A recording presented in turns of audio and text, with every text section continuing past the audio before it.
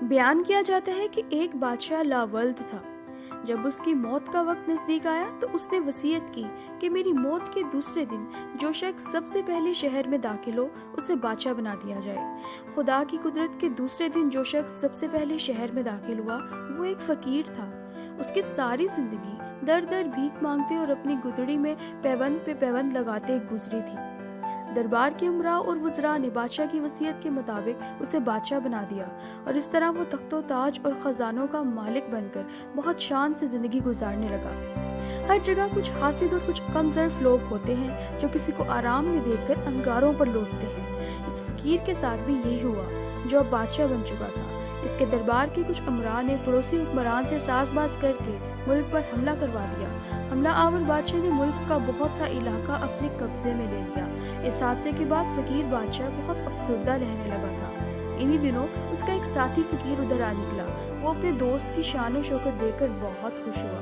اس نے اسے مبارکباد دی کہ خدا نے اس کا مقدر سنوارا اور فرش خاک سے اٹھا کر تخت افلاک پر بٹھا دیا۔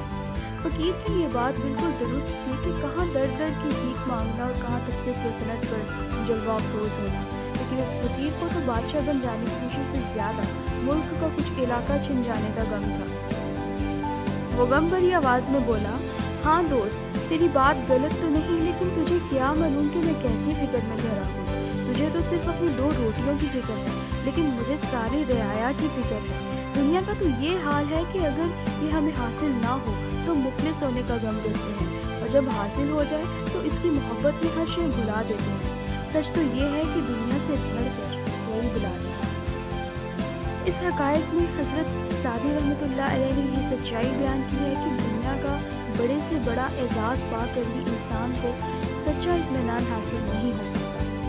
اپنے طالبوں کو مسلسل قرض میں مبتلا رکھنا دنیا کی ایک ایسی عادت ہے جسے تبدیل نہیں کیا جا سکتا۔